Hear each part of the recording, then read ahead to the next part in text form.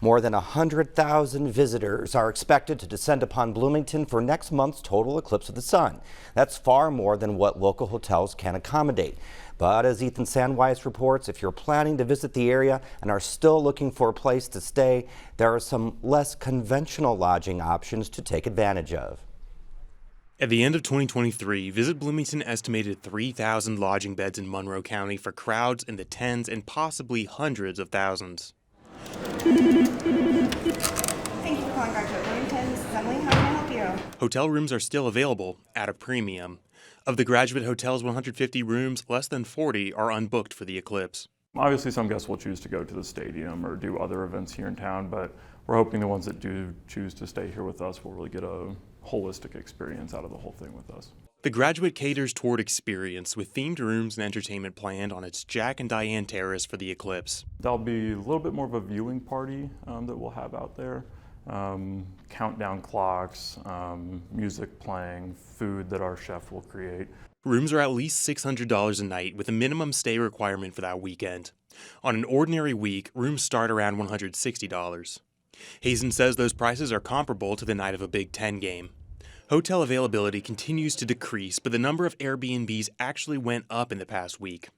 Bloomington residents such as Pam and Dan Hendricks are opening their home for out-of-towners. We both heard that there was a lack of lodging, and we're familiar with Airbnb and thought we would put it on there. Right now, there's around 100 Airbnbs in Monroe County available for those dates, many listed as first-time rentals. For a single bed in an occupied house, it's hard to find anything less than $200 a night, while an entire home can go for over $3,000. The Hendricks family used to host travel nurses in their kids' old rooms, but it's been a while. The idea is to put some money toward a vacation with their kids and grandkids. Doesn't happen, it doesn't happen. If it does, it's like, oh, okay, that's But we're still nice. going on vacation. Yeah. Sorry. Then there are eclipse gazers who don't want to spend any money and are willing to sleep outside.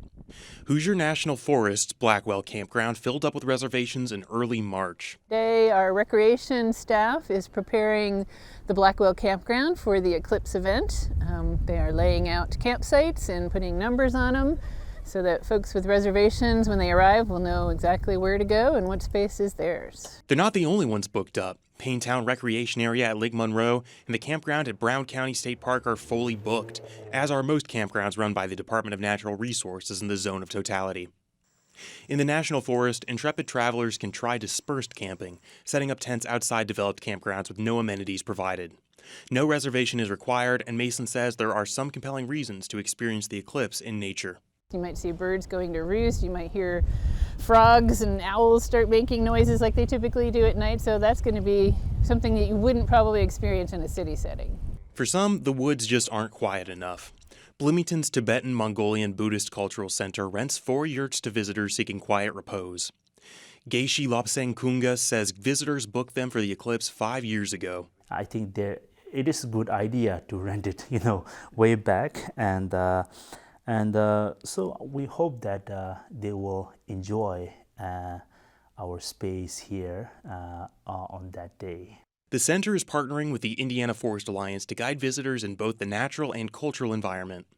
Guests can join monks in a medicine Buddha puja, a prayer service to relieve sentient beings of suffering. Kunga says eclipses have powerful significance in Buddhist philosophy. It is really kind of like the unions or the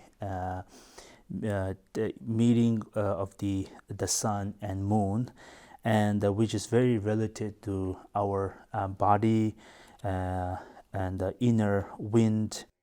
As availability decreases at all these sites, prices will increase for a time, says Mike McAfee from Visit Bloomington. But he expects prices to drop as hosts try to fill their last remaining rooms in the final weeks before the eclipse. For Indiana News Desk, I'm Ethan Sandweiss. The eclipse is expected to be the largest tourism event in state history, but it's difficult to predict the size of the crowds before taking factors such as weather into account.